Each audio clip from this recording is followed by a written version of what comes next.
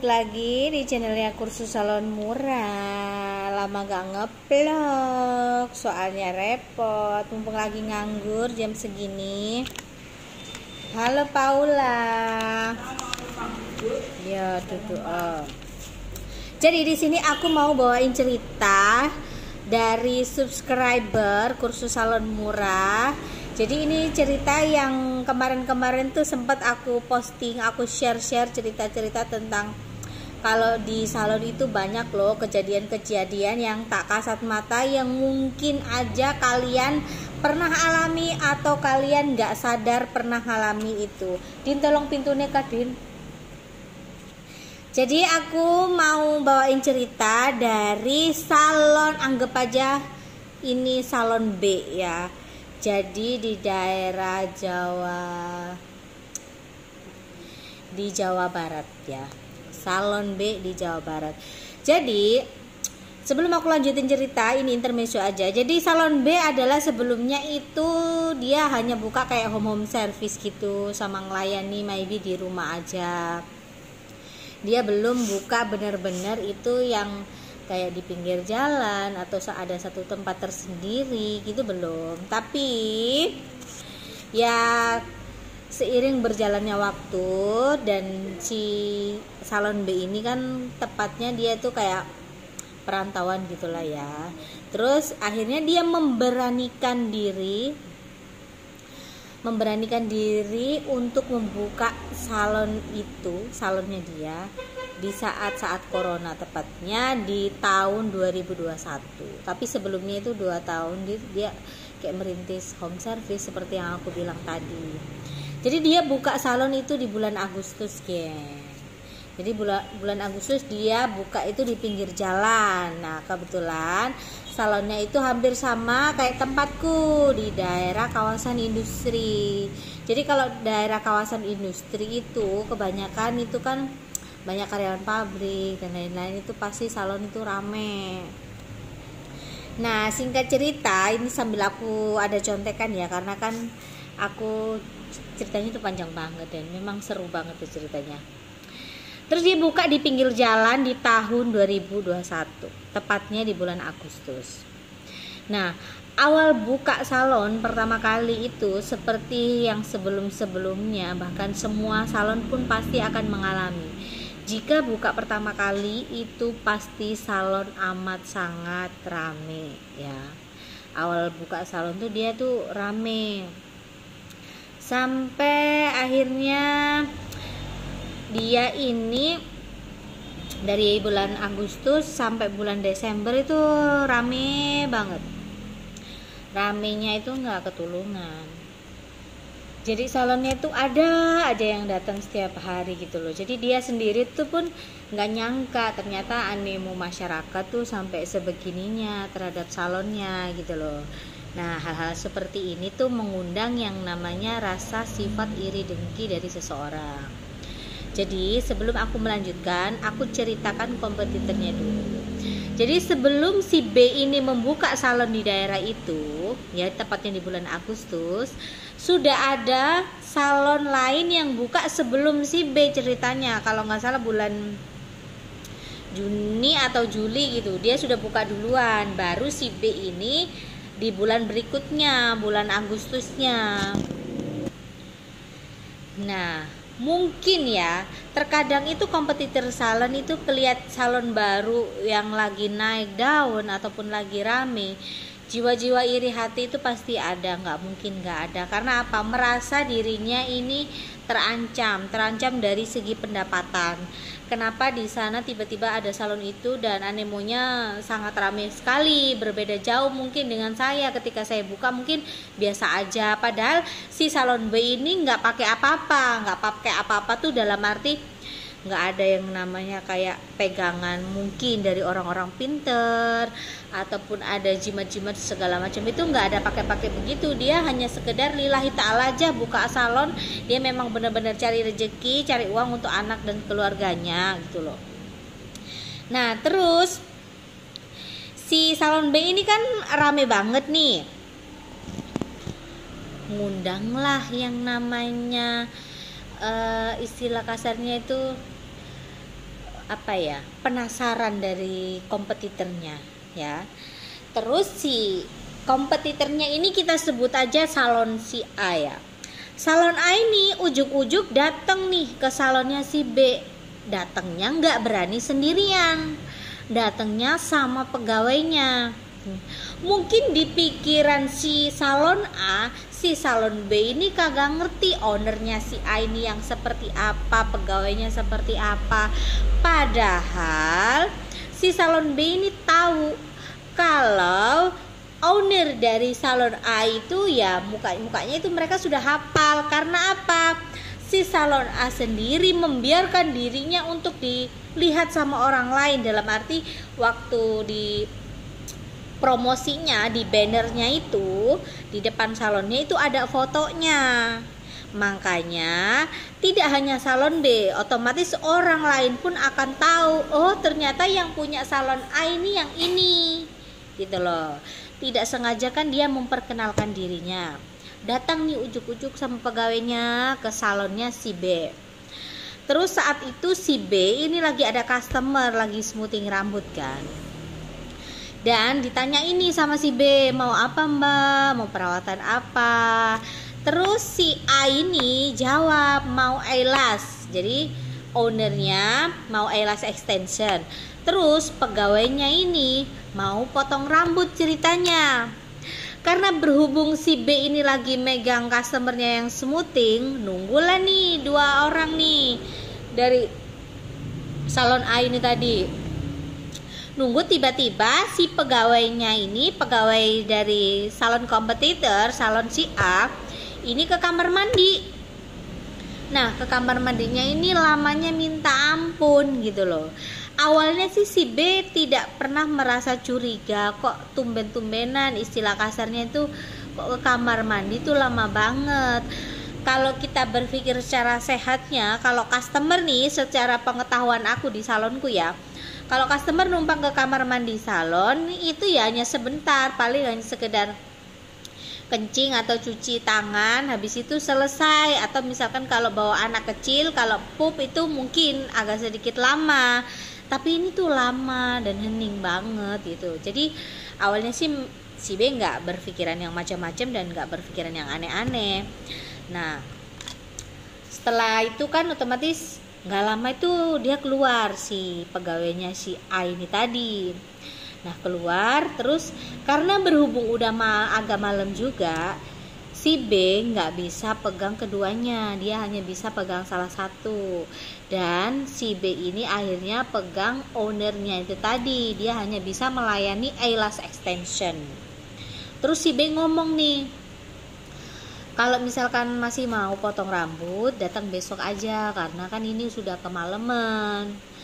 Nah terus singkat cerita, besok paginya nggak datang. Kita ngomong logika aja ya, kalau memang bener-bener customer ini pengennya itu potong rambut, pasti kalau memang dia suka banget dipotong sama si B gitu ya, dan misalkan jam terbangnya sudah tinggi dan terkenal banget gitu, otomatis dia akan datang, dia akan bela-belain gitu loh, datang di besok harinya. Karena rata-rata kalau aku di sini juga gitu, kalau orang cari aku mau potong rambut, terus habis itu aku nggak bisa pegang, dia akan datang ke besok harinya. Tapi ini dia nggak datang, berarti kan sudah hanya sekedar penasaran dan patut dipertanyakan gitu. Tapi si B ini belum terlalu sadar gitu loh. Nah sejak kejadian itu ya, kalian mau tahu, salon B tiba-tiba itu sepi banget. 2 minggu tuh nggak ada orang sama sekali, nggak ada kehidupan, potong rambut aja nggak ada gitu loh. Nah dari sini tuh si B mulai antara nggak mau berpikiran jelek, tapi kok aneh gitu ya kan. Terus banyak yang pelanggannya itu pada bilang, mungkin bilang lewat telepon atau WhatsApp yang nyimpen kontaknya si B, kalau si salon si B ini kok tutup terus, padahal si B ini salonnya selalu buka dari pagi sampai malam nggak pernah tutup. Tapi orang-orang lihatnya ini salonnya bener-bener tutup gitu loh. Jadi selama 2 minggu tuh dia nggak ada pendapatan sama sekali, bener-bener sepi banget, ya kan? Kalau dari sini kan kita bisa, kalau kita ini ya, kita garis bawahi ya, memang ada yang nggak beres diri si salon A ini tadi sejak kejadian dia datang. Bahkan si B ini cerita sama suaminya, tapi suaminya itu masih kayak belum percaya lah, masa sih ada kayak gitu, orang cuman istilah kasarnya ini dunia persalonan aja. Jadi cuman si B saat itu sih masih, ya mungkin pikirannya dan hatinya tuh ragu gitu loh. Dan tiba-tiba di depan salonnya dia itu ada kayak percikan darah gitu loh. Logikanya, darahnya dari mana? Katakanlah ada bangkai pun, kok nggak ada bangkainya, bangkai hewan atau sejenisnya nggak ada, tapi ada darahnya. Dari mana coba? Ya, coba kalian pikir, kalau kalian ngalami hal-hal kayak gitu, kali apa yang harus kalian lakukan? Tapi saat itu mungkin si B juga agak nggak mau pikir yang terlalu gimana-gimana gitu. Jadi dia bersihin aja itu darah, dibersihin aja di depan pintunya dia. Padahal kalau misalkan ini ya sedikit melenceng dari cerita, belum aku lanjutin. Kalau kalian pernah mengalami kejadian seperti itu, tiba-tiba di depan salon kalian ada sesuatu yang menurut kalian ini hal yang nggak masuk di akal gitulah ya, kok bisa gitu. Lebih baik aku sarankan jangan kalian bersihin langsung menyentuh tangan kalian ya, nggak boleh, jangan. Kalian bisa pakai sarung tangan dulu, pokoknya nggak boleh langsung kena lah. Atau misalkan kalau ada apa gitu, mending disiram air dulu, disiram air sebanyak-banyaknya, jangan nyentuh tangan kalian, takutnya nanti imbasnya itu kena di kalian. Paling nggak kalau misalkan kena diusahakan kalian masih sehat-sehat aja gitu loh. Jadi itu sekilas pengetahuan yang siapa tahu kalian ini pernah mengalami, meskipun bukan darah ataupun yang lain sejenisnya, jangan kalian sentuh pakai tangan kalian ya. Nah ternyata si B ini juga sensitif banget orangnya, sensitif, kadang bisa lihat kadang enggak kan. Hal-hal kayak gitu tuh kalau enggak diasah itu kan ya seperti itu, kadang bisa lihat kadang enggak gitu. Nah terus si B ini nggak tahu kenapa dia ini kayak lihat sesuatu yang bener-bener di luar nalar gitu. Jadi dia ngelihat kayak pocong itu di pintu salonnya dia, di depannya gitu. Dia lihatnya itu dari pantulan kaca gitu loh.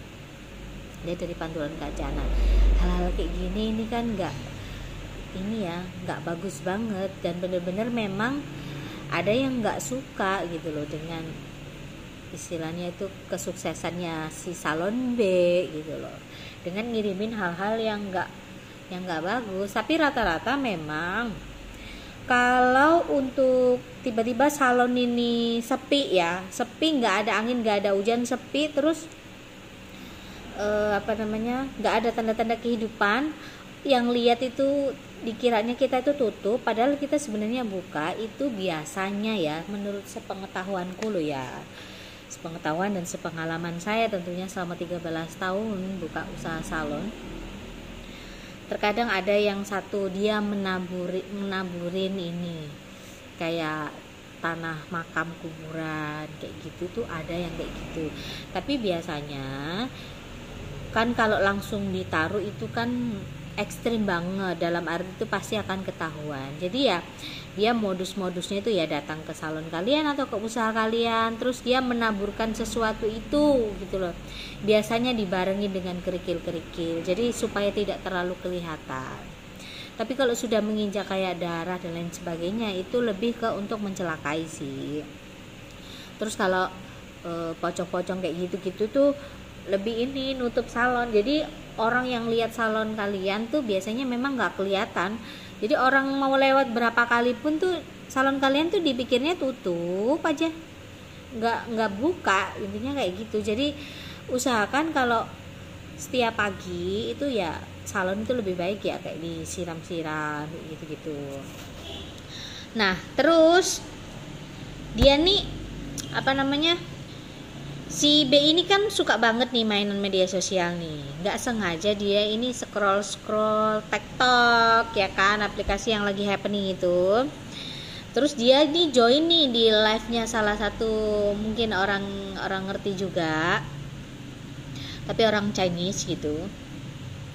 Terus dia ini cerita gitu loh, sharing sama itu orang kalau dia tuh ngalamin kejadian yang kayaknya nggak masuk akal di salonnya. Tiba-tiba ada darah, terus habis itu kok salonnya tiba-tiba sepi. Terus akhirnya dia ini join lah di live itu. Terus si orang pintar ini ngomong kalau ternyata memang ada yang nggak baik nih, ada yang nggak suka nih sama salon kamu nih, hati-hati. Terus si orang pintar itu ngomong sama si salon B, ini aja lap yang bekas bersihin darah itu dicuci pakai wipol kayak prosek-prosek gitu, sama jangan lupa dicuci sama air beras. Terus sekeliling salon ini disemprot-semprot, dilap-lap pakai air cucian beras kayak gitu-gitu. Dan tiba-tiba nih saat mereka video call, setelah itu tuh jaringan tuh tiba-tiba kayak nge-lag gitu loh, kayak tiba-tiba lost gitu aja. Dan itu dua-duanya, nggak hanya sekedar si orang pintarnya itu dan si B-nya juga gitu. Jadi nggak tahu kenapa tuh tiba-tiba jaringannya tuh kayak nggak connect gitu aja. Terus si orang pintar tuh ngomong kalau ya ini memang beneran kayak benturan energinya yang kirimannya yang nggak bagus itu, kayak mungkin sudah tahu juga gitu loh kalau mau ada ibarat kata tuh kayak penyembuhan lah. Terus si orang pintar itu ngomong dibacain aja doa-doa sebisa kamu, seperti ayat kursi, terus surat-surat yang kamu percaya. Meskipun kita beda agama, tapi apa yang menjadi keyakinan kamu dan yang kamu bisa yakini aja, baru nanti kamu semprot-semprotin. Si orang pintarnya itu ngomong kalau bisa itu di hari yang baik. Nah kebetulan hari baiknya tuh Rabu, jadi inilah kayak disiap-siapin kayak air bekas cucian beras. Terus di besok harinya itu disemprot-semprot di seluruh salon. Dan alhamdulillahnya tiba-tiba tuh salonnya tuh rame seketika itu juga, sampai lebaran rame. Ibarat kata tuh kayak keran air ya yang udah kesumbat terus tiba-tiba jebol, airnya tuh ngucur deras ya, udah kayak gitu. Ibarat kata tuh rezeki kemarin kita yang ketahan-tahan tuh itu semuanya numplek jadi satu gitu loh. Alhamdulillahnya di situ. Jadi pelajaran yang kita petik dari cerita ini yaitu tadi sebelumnya yang sudah aku sampaikan, ketika kamu melihat sesuatu yang tidak masuk akal di salon kamu, jangan kamu sentuh langsung ya, mending pakai media lain atau kayu atau air atau apa supaya nggak sampai nyentuh tangan kamu, takutnya itu nanti imbasnya kena di kamu. Terus seperti yang apa orang pintar itu sebutin memang benar gitu loh. Sebenarnya nggak ada yang gimana-gimana, apa yang kamu yakini, apa yang kamu bisa, baca aja. Karena kita nggak pernah tahu gitu loh, doa kita kah yang dijabah, atau mungkin karena kebaikan kita kah kita bisa lolos dari hal-hal seperti itu gitu loh. Karena zaman sekarang itu orang banyak banget melakukan segala cara supaya mereka ini dominan. Nggak boleh kayak gitu, karena rezeki itu sudah ada takarannya. Jangan kalian menyusahkan orang lain ataupun berpikir kalau itu adalah saingan saya. Jangan, karena rezekimu sudah ada yang ngatur. Si A nggak bisa nyontor rezekinya si B, begitu juga si B nggak bisa nyontor rezekinya si A. Saya coki tunggu ya, nggak bisa hal-hal kayak gitu tuh dicontoh gitu loh. Sama-sama salonnya katakanlah, belum tentu juga sama hasil jerih payahnya. Hal seperti ini harus kita tanamkan di pikiran kita. Jangan karena mungkin di sebelah kita ada usaha yang sama dengan kita terus kita merasa tersaingi. Jangan, nggak boleh kayak gitu. Rezeki sudah ada yang atur ya sayang. Kalian mau salon apapun ya, kalau kalian pernah mengalami atau bahkan pengen mau melakukan hal itu terhadap kompetitor kalian, jangan. Nanti kalian akan menyusahkan diri kalian sendiri. Oke, katakanlah hari ini kalian berhasil mencelakai orang, tapi nanti anak turun kamu gimana? Apa kalian memikirkan sampai sejauh itu? Gitu loh. Jangan sampai apa yang kita tanam hari ini nanti berimbas pada anak turun kita.